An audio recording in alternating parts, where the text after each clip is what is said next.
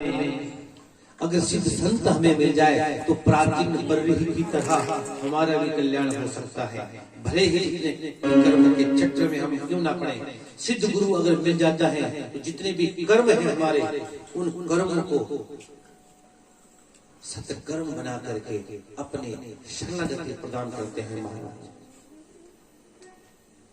लेकिन सिद्धों का मिलना, संतों का मिलना, ये भाग्य के नहीं, ये सिर्फ और सिर्फ सौभाग्य की बात है। भाग्य तो सभी का है, ऐसा कोई संसार में आया नहीं जो अपना भाग्य लेके ना आया।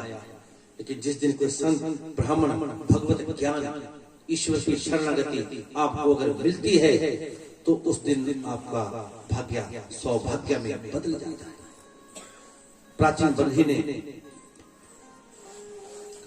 ऐसा ही किया। इनके जो पुत्र थे प्रचेता, उन्होंने भगवान विष्णु को प्रकट कर लिया। उस सरोवर के बीच में बैठे थे, भगवान विष्णु प्रकट हुए, हे प्रचेताओ, समुद्र सरोवर के बीच में तुम बैठे हो, तुमने 10,000 वर्ष तक मेरी बड़ी कठिन तपस्या की थी। रुद्र गीत जो तुम गा रहे हो, जो रुद्र के द्वारा तुम्हें दिया गया है, अब मैं आ चुका हूं, तुम वरदान मानो। इन्होंने कहा, भगवान हमने तो प्रकृति को भी नहीं देखा, हम भूल चुके हैं, हम सिर्फ जल के बारे में ही जानते हैं। तो कहा कि तुम्हें चाहिए क्या? इन्होंने कुछ नहीं मांगा।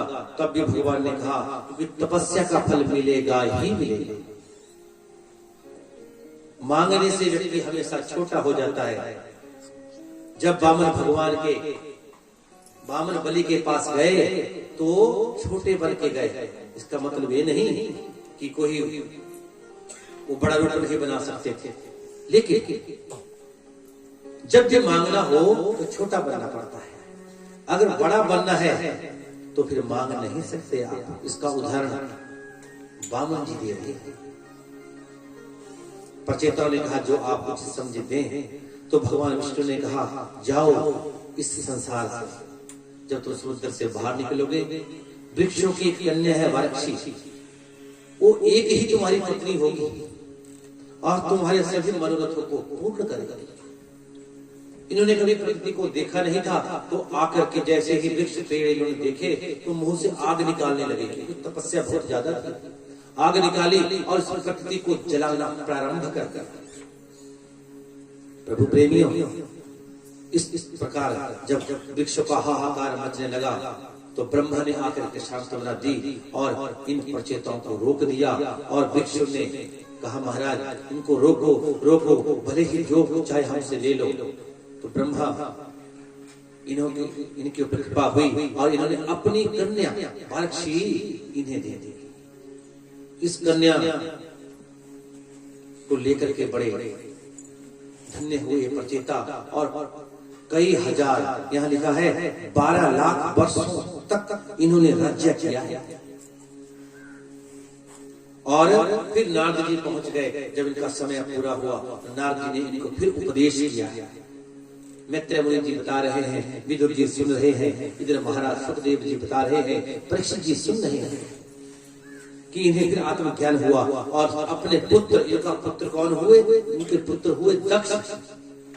और दक्ष को इन्होंने राजा बनाया और अपने आप स्वयं भगवान की आराधना दोबारा से प्रारंभ की और अपने इस शरीर को, इस स्थूल शरीर के द्वारा उस सूक्ष्म शरीर को उठाया और भगवान की शरणागति की। प्रभु प्रेमियों, आगे चल करके पिछली कथा में आपने सुना ही है, मनु के 2 संतानें थी, प्रियव्रत और उतानपाद। 3 कन्या और थी, देवहूति, आकुति और प्रसूति।